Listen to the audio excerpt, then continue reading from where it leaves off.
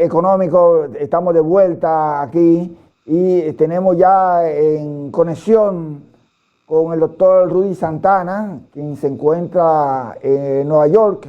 Como dije antes en la presentación, él es economista, es diplomático, fue nuestro representante ante el Fondo Monetario Internacional y con él vamos a conversar sobre la situación económica, política y social de Venezuela. Buenas tardes, doctor Rudy Santana. Muchas gracias por aceptar la invitación. Muchas gracias a ti por invitarme. Sí. Bueno, quisiéramos antes que todo nos diera una panorámica de la situación económica, porque vimos que en el pasado hubo o hay todavía escasez de alimentos y eso provocó que muchos venezolanos salieran de Venezuela. Alrededor, se estima que entre 6 y 8 millones de venezolanos salieron y República Dominicana recibió una fuerte migración de venezolanos, Colombia, bueno, están en espacio por todo el mundo, pero tengo entendido que ahora las cosas han cambiado, ya hay abastecimiento de alimentos, de medicamentos, pero hay un asunto importante y es que uno buscando información económica sobre Venezuela no aparecen, a menos que sea de la Organización de Naciones Unidas, de la ONU, pero lo que es del Fondo Monetario Internacional, nada. O sea, a ver si usted nos puede darle un panorama para entonces iniciar esta conversación. Sí, cómo no. En efecto es así. La información es, usualmente la información a la que la gente accede con más frecuencia es la que produce el Fondo Monetario Internacional.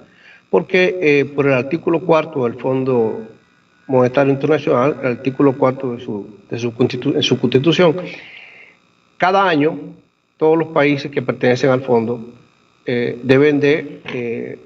debe hacerse de ellos una evaluación de su economía y hacerse un reporte que se presenta al directorio ejecutivo del fondo.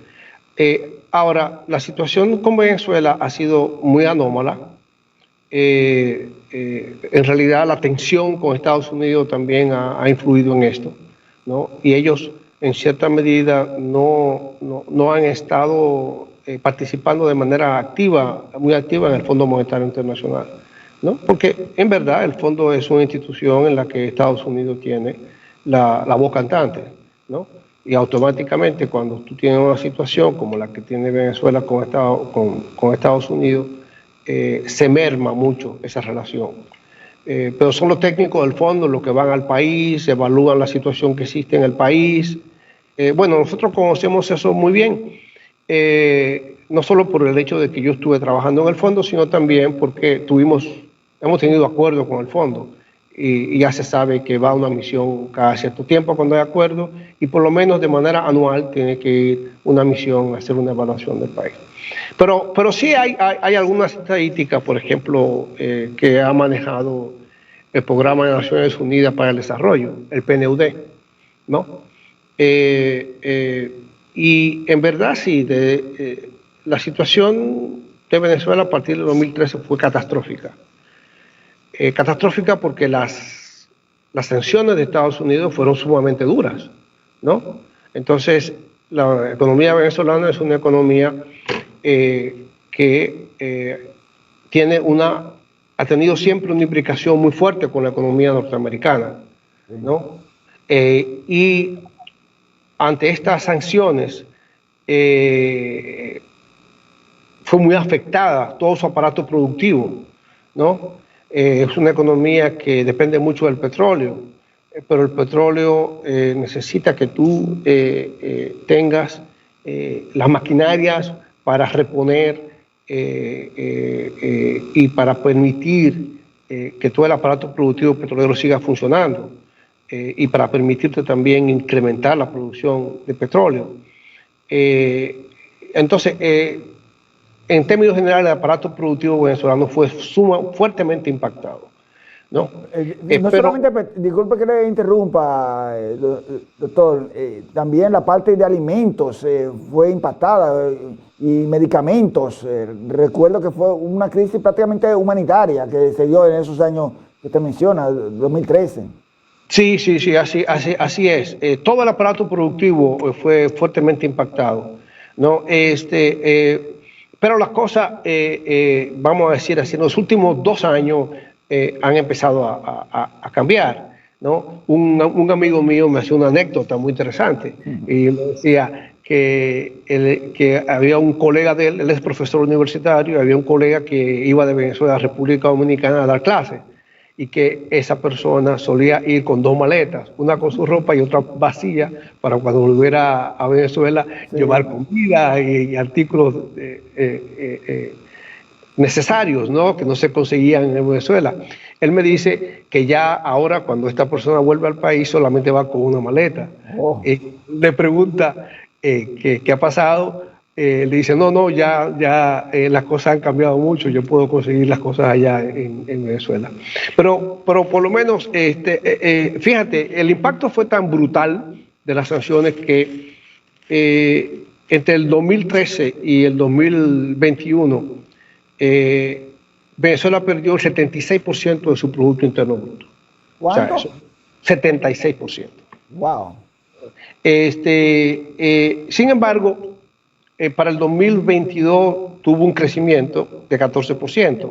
Claro, el decrecimiento, crecimiento negativo había sido pequeño en el año anterior, 21, y en el 22 tuvo un crecimiento de 14%. Es un crecimiento rebote, definitivamente, ¿no? Claro. Porque tú tienes que entender esto. La reconstitución del aparato productivo venezolano va a tomar mucho tiempo.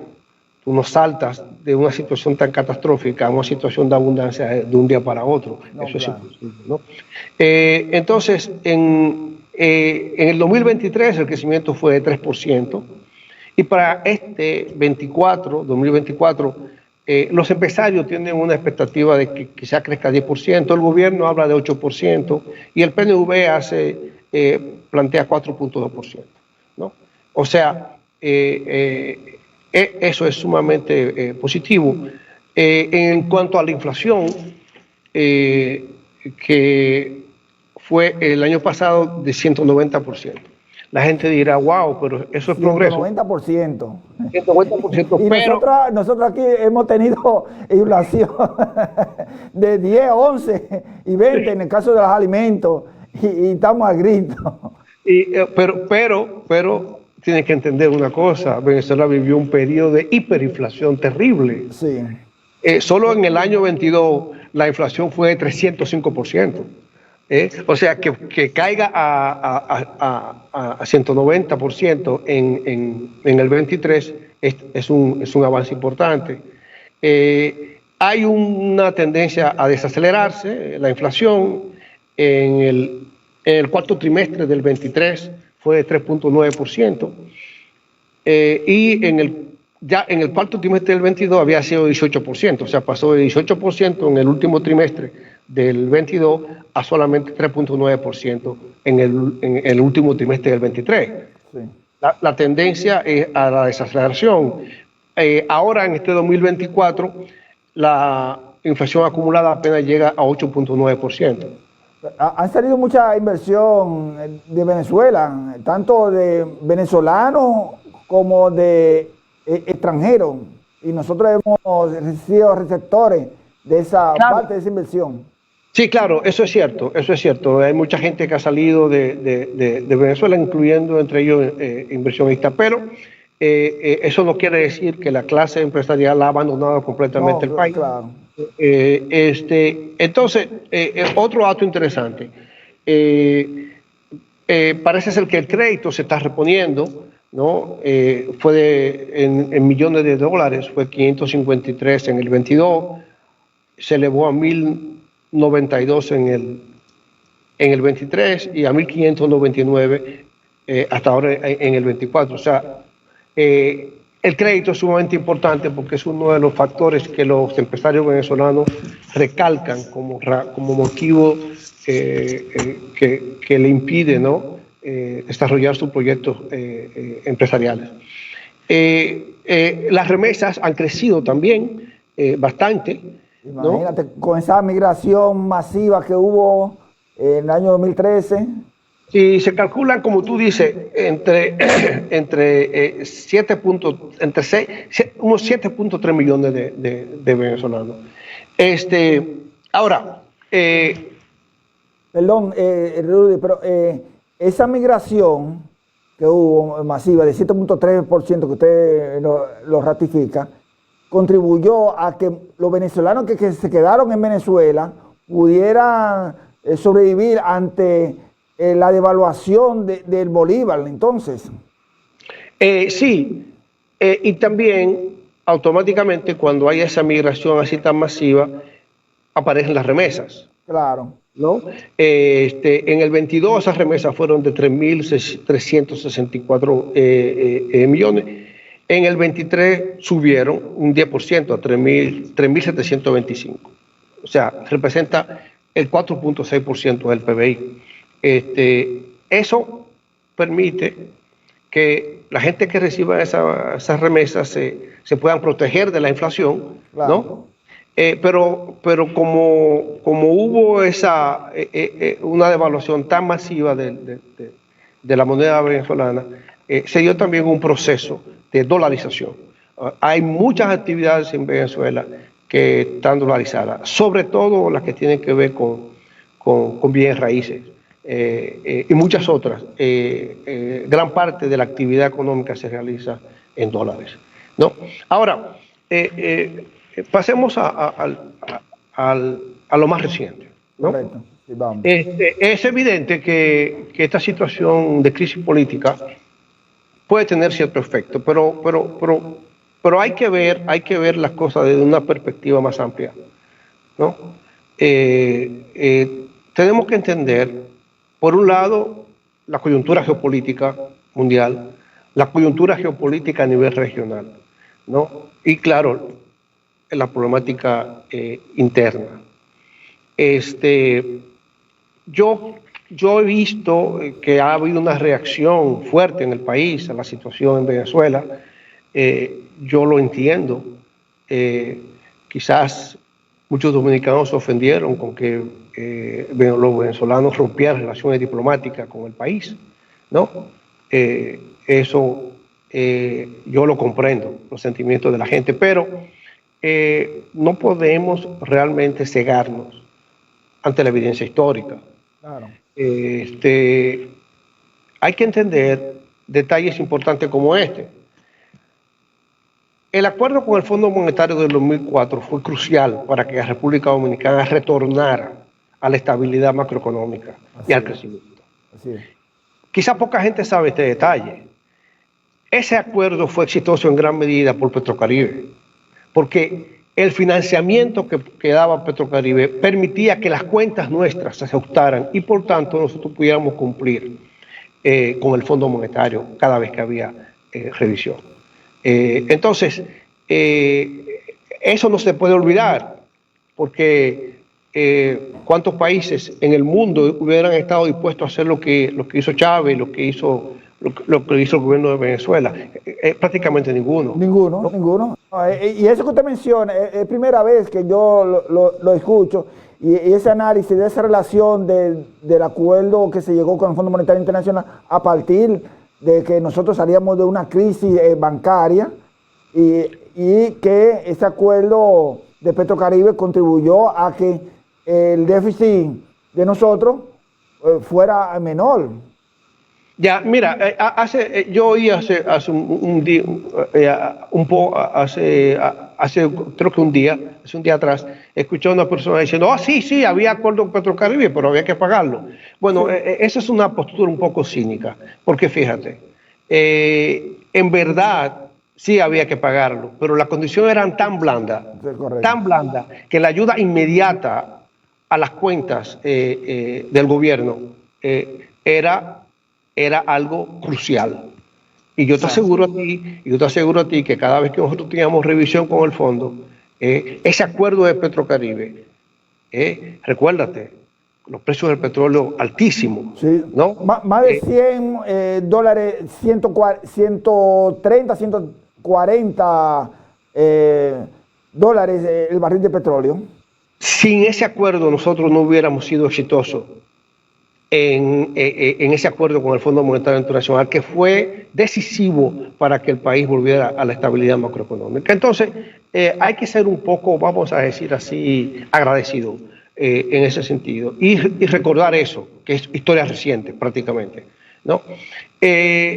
Entonces, yo entiendo que puede haber dentro de funcionarios del chavismo una suerte de resentimiento, porque ellos pensarán, oye, nosotros ayudamos a este país de manera desinteresada como lo hicimos, y ahora se están comportando con nosotros de la manera que lo están haciendo. Ya pasó con Guaidó, que yo creo que eso fue un error gravísimo, haber aceptado a Guaidó. Pero ahora, entonces, la otra parte que me resulta realmente, vamos a decir así, desagradable, es ver la reacción que ha tenido mucha gente al doctor Leonel Fernández, porque fue a Venezuela como parte del equipo que estaba monitoreando las elecciones y no regresó al país, acabando con el chavismo y con el gobierno. Bueno, pero en primer lugar, el doctor Fernández sí tiene conciencia de ese rol central que jugó Venezuela en la recuperación económica de la República Dominicana. Recuérdate que nosotros perdimos el 25% de nuestro Producto Interno Bruto en esa crisis bancaria. Recuérdate que nosotros tuvimos que renegociar con el Club de París, ¿no? Nosotros tuvimos que renegociar toda nuestra deuda. Entonces, la mano que nos dio Venezuela en ese momento fue crucial. Entonces, yo encuentro realmente un poco desagradable ver que ahora al doctor Fernández se le está acusando de un sinnúmero de cosas que son hasta irracionales. Si usted es monitor en unas elecciones, usted lo que tiene que tratar de adoptar un punto medio, un punto de equilibrio, para que cuando este desacuerdo se produce en el país, usted pueda hacer un vehículo. ¿Me escucha? Sí, le escucho. Hay un sonido. Sí, le escucho. Para que entonces el doctor Fernández no podía ir allá y regresar al país como un enemigo de una de las dos partes que estaban disputando en esta crisis política. Yo he visto la opinión de Nelson Amorín, que es el asesor de Lujo, que ha sido prácticamente criticado por Fernández. Hay que buscar las actas, ver las actas y ver lo que ha pasado. Quería vamos a decir así, dejar eso por sentado, ¿no? Porque realmente ha sido una situación que yo encuentro que no tiene sentido lo que se hizo con él. Ahora, vamos a ver cuál es la situación que se vive desde el punto de vista geopolítico. Sí, le escucho, le sigo escuchando bien. Ok, bueno, como todo el mundo sabe, a nivel geopolítico hay un proceso de transición, como se llama, de un mundo unipolar a un mundo multipolar, ¿no? En donde, y ese proceso de transición, cuando se habla del mundo multipolar, definitivamente está refiriéndose al hecho de que Estados Unidos, que era la única gran potencia, vamos a decir, después de la caída de la Unión Soviética, ya no tiene la misma capacidad que tenía antes para proyectar su poder en el mundo, ¿no? Eso es muy importante. Pero por otro lado, se abren opciones para países que se rehúsan a someterse al dictado de Estados Unidos. esas dos cosas tienen un efecto tremendo en lo que está pasando ahora en Venezuela. ¿Por qué? Porque esta coyuntura no es la misma que existía en el 2013. No. En el 2013 todavía los BRICS no tenían, vamos a decir, la presencia y la importancia que tienen ahora. Sí, doctor, si nos puede decir, los BRICS son los países que componen Brasil, Rusia, India, Brasil, que ahora se llama Bharat, China y Sudáfrica. Y Sudáfrica. Exacto. Entonces, los BRICS representan un porcentaje mucho mayor del producto bruto del mundo que el G7, mucho mayor que el G7. Sí. La mayor parte de la población del mundo prácticamente también. Entonces, ¿qué ha pasado? Ha pasado que desde 2022, cuando se inició la crisis en Ucrania, la presencia y el despegue de los BRICS ha sido meteórico. No sé si tú ves que a cada rato aparece un país que está solicitando ser parte de los BRICS. Sí, ¿no? Sí. Y el proceso de dolarización que también se está dando. Entonces ¿qué acontece? Ante esa situación, Venezuela tiene opciones que no tenía en el 2013, por ejemplo, ¿no? Venezuela no pertenece a los BRICS, pero tiene una relación muy íntima, muy fuerte con Rusia y con China, que son los dos países que son la voz cantante en los BRICS.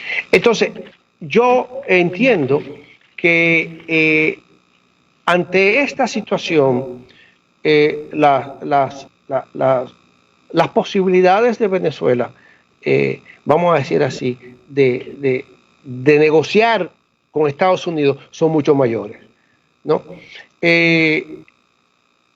Eso es lo que explica que en octubre del 23 se diera el acuerdo con la administración Biden, en la que las sanciones en el área del petróleo, oro y el Banco Central fueron disminuidas, ¿no? Ok, yo no estoy diciendo que el tema político no estuvo presente, de que había el condicionamiento, de que debía de mejorarse, pero ese no fue el único, mejorarse la relación con la oposición, pero eso no fue el único factor. El factor, a mi entender, más importante es el hecho de que hay una clara tendencia a que los BRICS son más agresivos que antes, en el sentido de apoyar a los países que se aproximan a ellos, ¿no? Y eso ha jugado un rol muy importante en esto. Yo veo la situación de la siguiente manera. Tanto el gobierno o la oposición necesitan legitimizarse. O sea, una elección siempre constituye no solamente un momento en que se decide qué partido va a arribar al poder, sino que al mismo tiempo la elección constituye una legitimación de esa elección, de ese gobierno, ¿no? Esa legitimación tiene dos aspectos básicos. Hay un aspecto interno, la legitimación interna del país, y tú tienes la legitimación que viene de fuera, ¿no? Cuando otros países reconocen tu gobierno, ¿no? Brevemente, doctor, que me están pidiendo el tiempo. Ok, el punto de vista es este. En torno a lo externo, yo creo que el gobierno ha conseguido la legitimación básica que necesita, que es el reconocimiento de China y de Rusia, ¿no? Y del punto de vista interno, ellos están trabajando para utilizar las instituciones, ¿no? Que pueden darle... La Suprema Corte de Justicia han llevado un recurso de amparo a la Suprema Corte de Justicia que cualquier recurso es inapelable, entonces. Entonces, el tema es este. La oposición prácticamente ha abandonado la legitimación interna. Sí. Y se ha concentrado en que se le dé legitimización, sobre todo Estados Unidos. Bueno, eso para mí es una debilidad por varias razones. En primer lugar, Estados Unidos no tiene en este momento la misma fortaleza como proyección de democracia que tenía antes. Por tanto, hay limitaciones muy serias en eso. Pero además de eso, ese acuerdo de octubre de 23, en ese acuerdo, entraron compañías sumamente importantes de Estados Unidos. La Shell, Halliburton, que es una empresa de una presencia política enorme, Baker Hughes, Weatherford. ¿Qué quiere decir esto? Que aunque uno pueda ver que Estados Unidos en estos momentos no reconozca a Maduro, ¿no? Mi punto de vista es que, dada la importancia que tienen estas empresas, ¿no? Luego de las elecciones norteamericanas, la cosa puede cambiar. Bueno, lo vamos a tener que dejar.